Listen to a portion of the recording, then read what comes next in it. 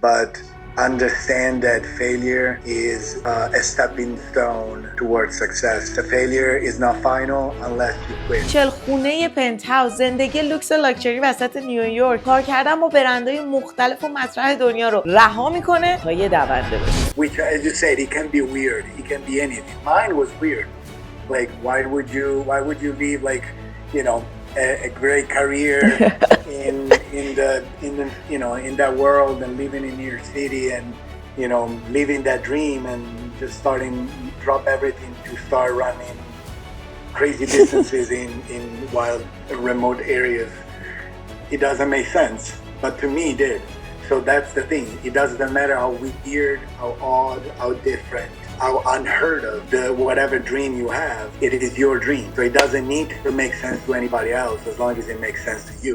Hello everyone, welcome to a new episode of Begu Magu. So in this episode, I would love to introduce you Michelle, but I don't want to explain anything about him, and I would love to ask him to explain a little more about who is he exactly and what he did in his life. So hello Michelle, I'm super happy to have you again. Well, thank you so much for having me. It's a pleasure to reconnect with you. It's been, I would say, at least 4 or 5 years already. Exactly. So we definitely have a lot to share and to talk about.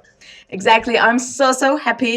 But before start anything, I just wanna ask you to introduce yourself and tell to our audience what did you do?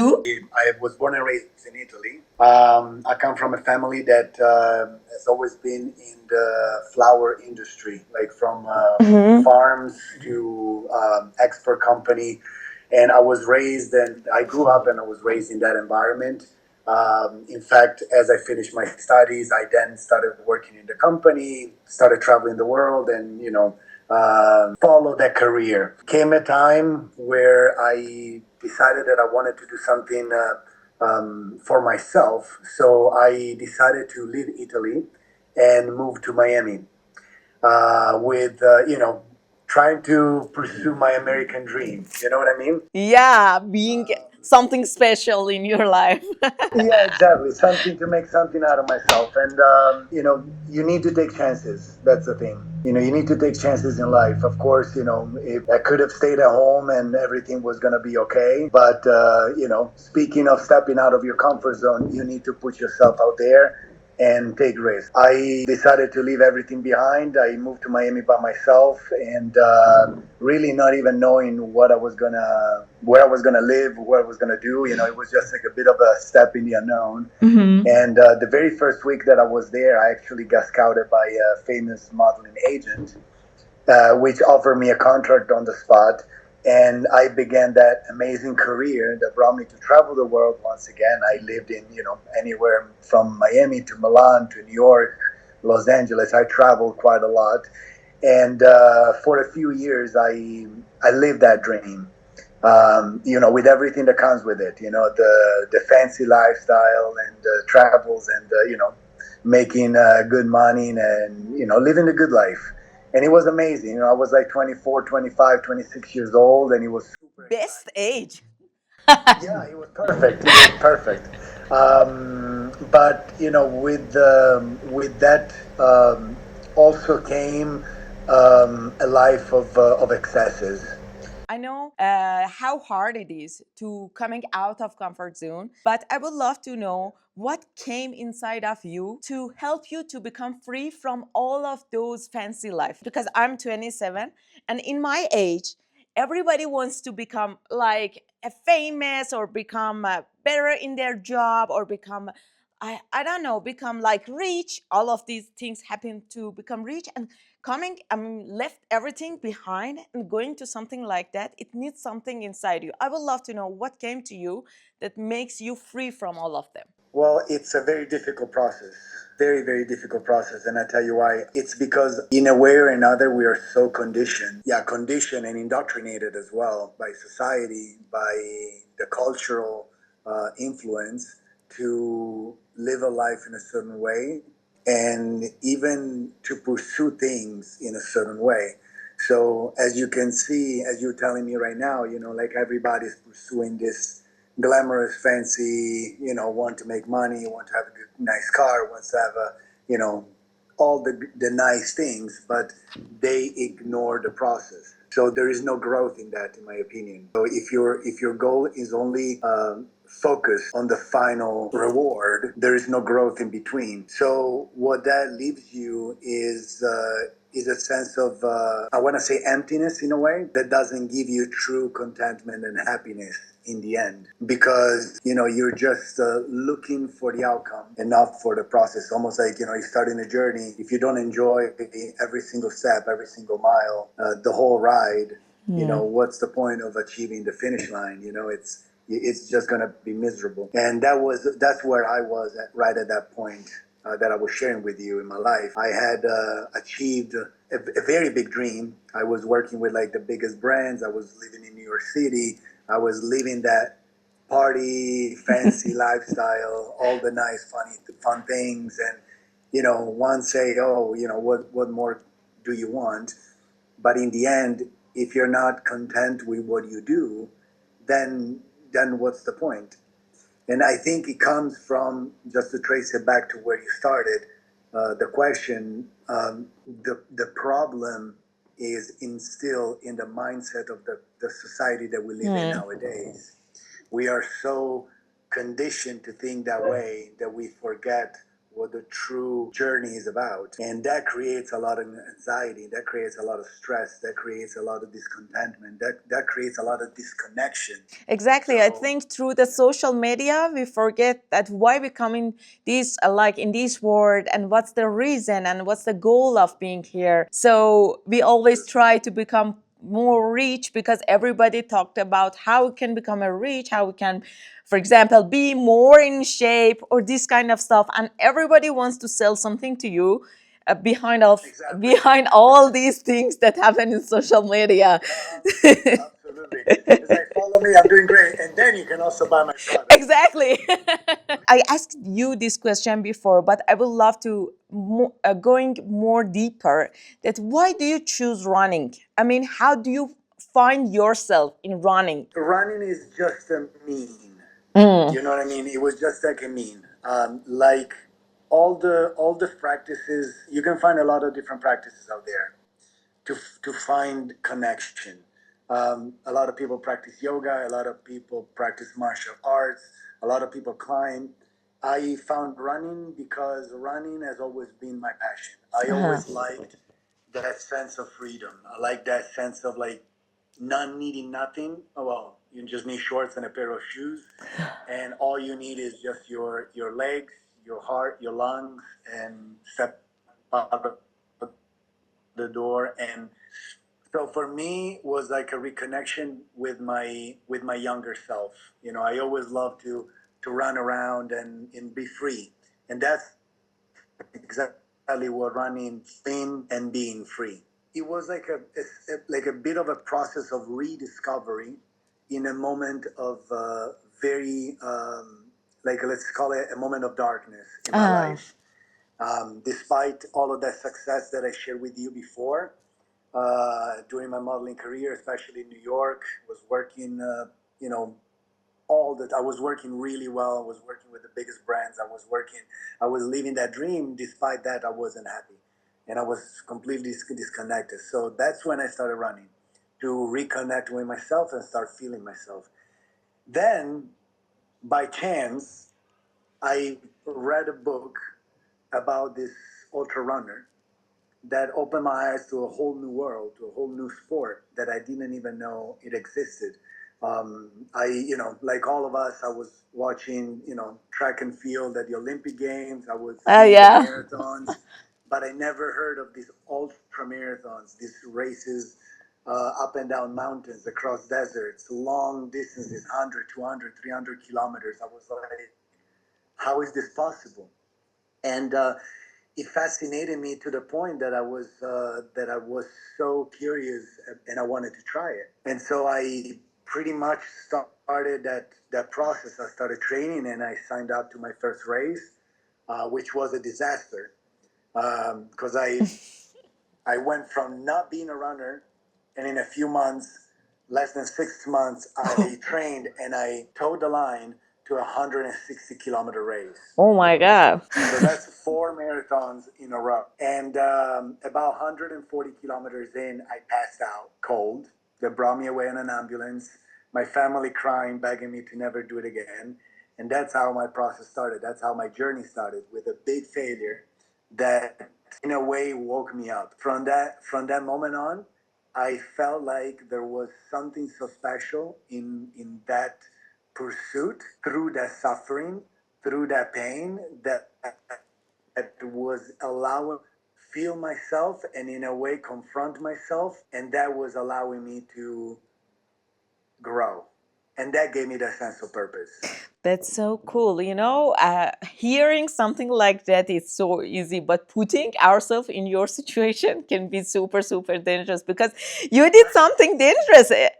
I mean, it's not about easy or hard. Sometimes it's about danger, and you did something dangerous in your life. But I would love to ask you for an advice, because sometimes maybe so many people that hearing this kind of conversation, being in a two-way, I mean, in case of this making a decision to become coming out of this comfort zone. For example, somebody who is going to the work and he wants to become like a traveler, to travel all around the world, or maybe a person who would love to become an adventurous or something like that, but he didn't know, if, for example, if I leave my job, what's going on with my income, or what's going on with my life, and he or she cannot decide.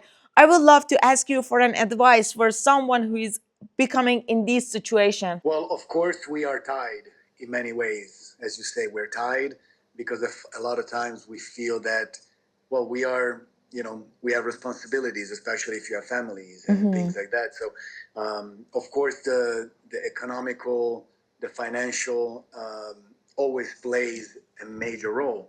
And that exactly there answers the question in itself.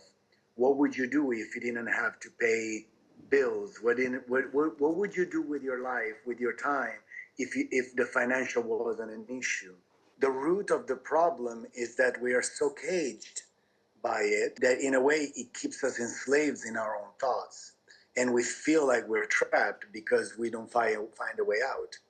The thing is, once you discover your passion and you become true to yourself, it requires a leap of faith in a way of, yes, it's going to be hard. Maybe I need to do sacrifices. Maybe I need to wake up extra early in the morning to work on myself and also go to work. And that's what I did for a very long time as well. I speak for experience, when I left modeling to pursue this dream, I was economically okay, but it's not like I could not work, for the rest of my life. So I also had, as I was developing myself, before I was able to get enough sponsors to live off of the passion, I, for several years, had to I was a yoga teacher. I worked in this big center in Malibu for a long time. And a lot of times I would wake up at 3:30 in the morning to train and be at work at 7 a.m. and then run again at 10 p.m. at night. Oh my Sleep God. 4 hours a night. And I did that for years, But if the passion for what you're pursuing is strong enough, you can do it. It's just a matter of how passionate you are, how strong you feel about what you want. And if that feeling, that sense of purpose is strong enough, then you can do anything. You don't need sleep, you don't need food, you just do it because that's your dream, that's your vision. And speaking for myself, I was willing to do anything to achieve what I set out to do. And I tell you, on the other side, there's the greatest reward, because once you actually get to the point that you can say, okay, now I am doing fully, I'm living fully what I want for myself, everything is perfect. Everything falls into place. You're happy, you're content, you get a financial reward because you are expressing yourself in the most authentic way. And if that shines through, the reward naturally comes back. So it's almost like a karmic law. Whatever you put out comes back to you. Exactly. When you want to do something like weird, I can say weird or sometimes crazy or something like that, some people or maybe family or maybe even your wife or your husband may start to like asking you to do not do something like that, or in some cases they start to laugh on you. I would love to ask you, did you face with something like that, and if yes, how did you figure it out? I was faced with it. Absolutely, yes.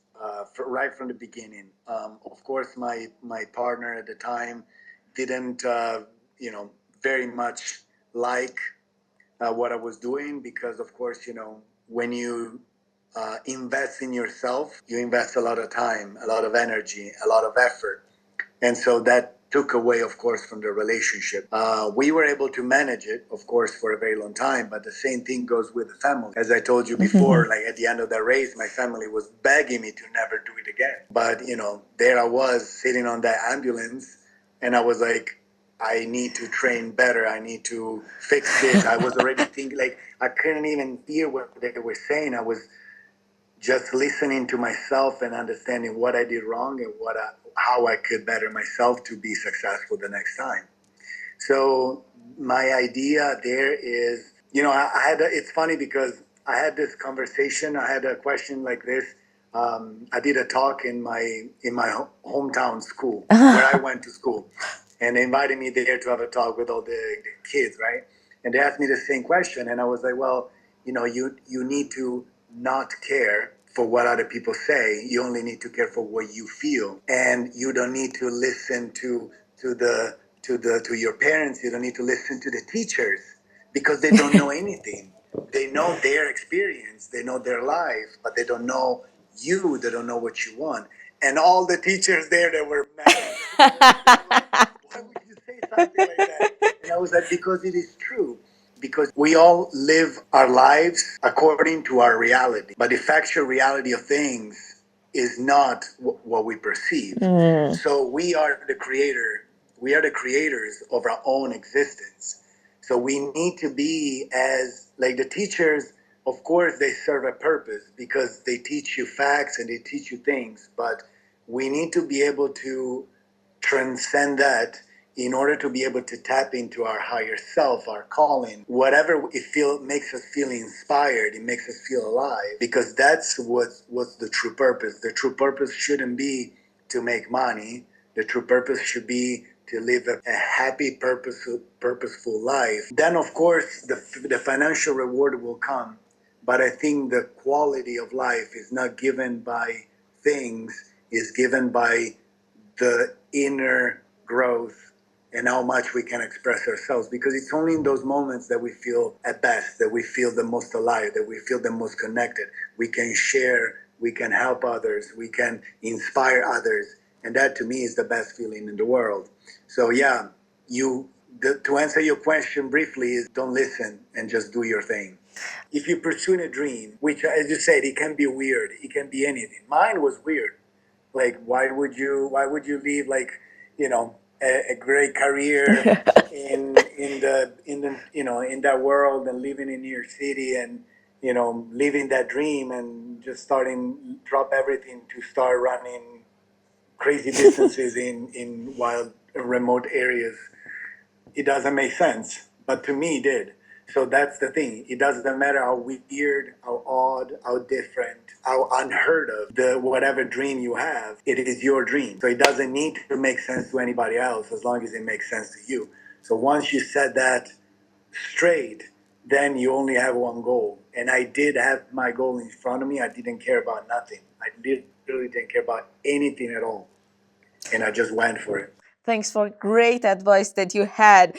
As I saw your videos, I would love to I sometimes share it on the screen. So I would love to ask you, because you've been in like hottest temperature and also the coldest temperature, and you run in all these temperatures that I think in a normal life we cannot imagine. But you run in these kind of weathers, and I would love to ask you about what was your feeling on that time, because I can't believe that you say, okay, that's amazing weather, everything is cool, But I would love to know about what's going on in your mind exactly on that time. The root of all of this for me has always been adventure. Huh. Adventure and exploration. So when I first started running, of course, I was always drawn to wild places. I was always drawn to big mountains, deserts, forests, whatever it was that would take me away from the built world, right?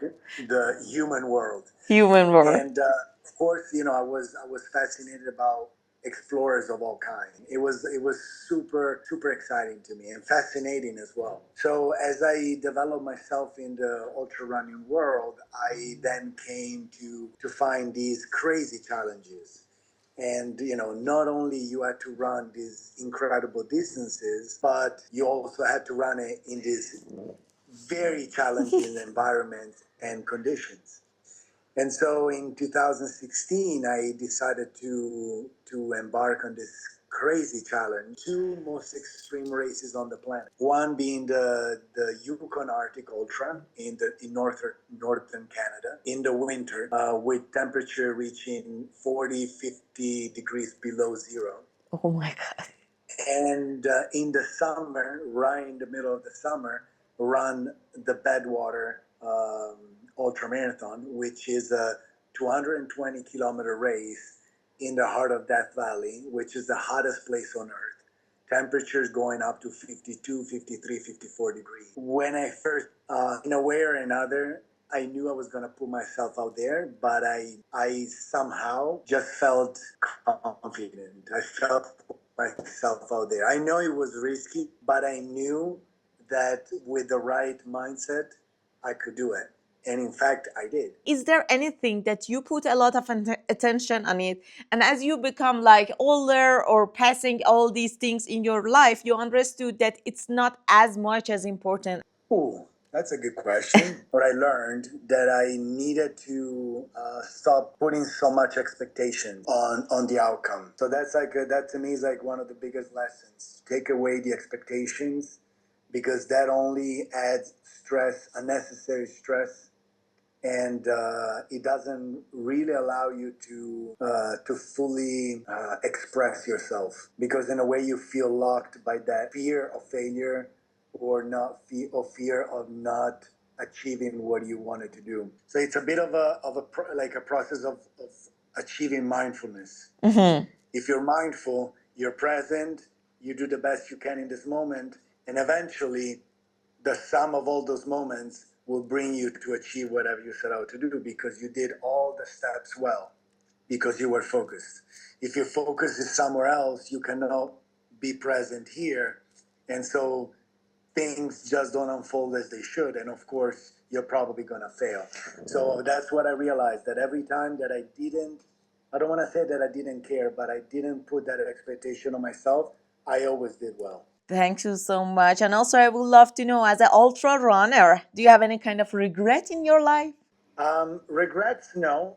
Of course, there's a lot of races that I knew that I could have done better. I knew that I should have avoided certain things and not make that particular mistake that brought me to either not finish or not perform well. A lot of times we are consciously or unconsciously, we sabotage ourselves. And so, perhaps the only regret is to stop sabotaging, consciously or unconsciously, what we're doing. And that comes back to mindfulness. If you're mindful and if you focus and if you do the things right, of course you need to have a plan, and then you just need to execute. You just need to not get in between with your mind. And the mind, can be used to achieve great things, but a lot of times can also be a trickster.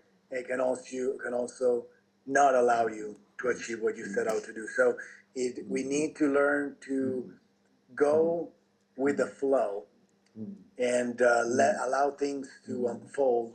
And once again, to kind of reconnect with what we said at the beginning, if you are expressing yourself, your true self, following your passion, everything just unfolds and flow. If you're forcing, clearly that doesn't belong to you. I only want to say one more thing about your path. What did you eat during the running?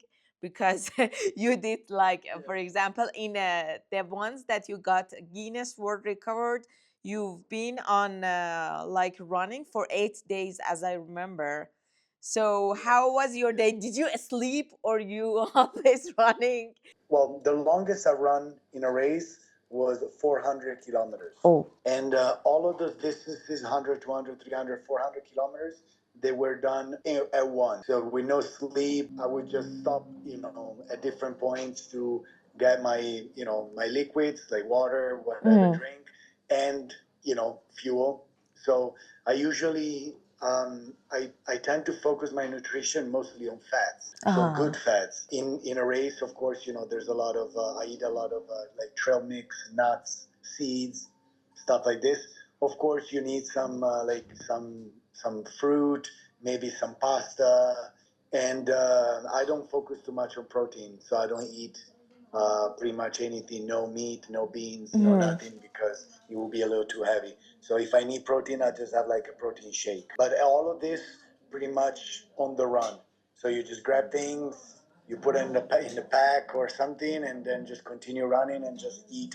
So, for instance, like the one you just asked me about, it was in the Atacama in Chile, and I ran 1,000 kilometers in 8 days and a half.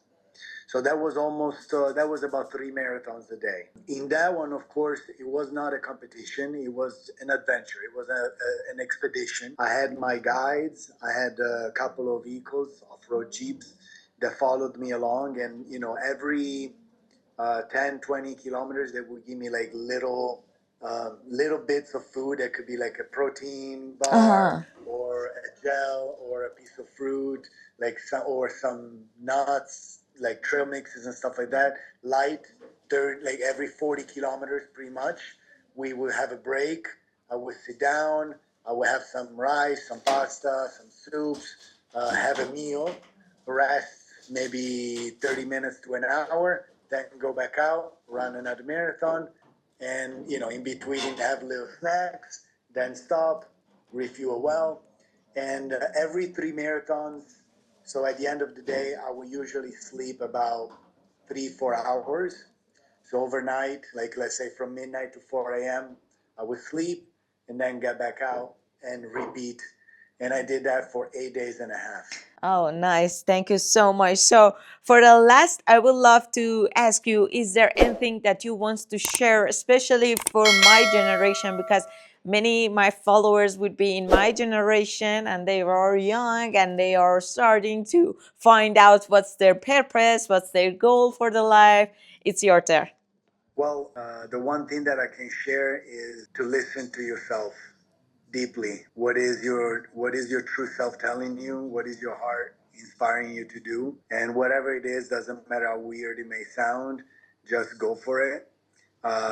Be willing, of course, to be patient, because anything worthwhile takes time. Be kind with yourself, because there's going to be moments where you're going to feel overwhelmed, where you're going to feel stressed, where you're going to have anxiety, when things are not going to work out the way you want it.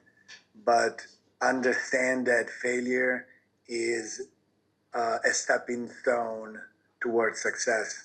So failure is not final unless you quit. Failure is a stepping stone towards your biggest dreams, because you can use that misstep as a stepping lesson. So you grow, you learn, you do better. Next time you're not gonna fail on that same thing. Now you know. Now you know better. So you can build on that and pick up the momentum, and just don't stop until you do it. Don't stop until you win. And I tell you, the reward is so grand that we all deserve to do that. So keep dreaming and never stop. Thank you so much for amazing conversation, and hope all of you enjoy from this meeting. Have a good time. Take care. Bye bye. It's been a pleasure. Ciao.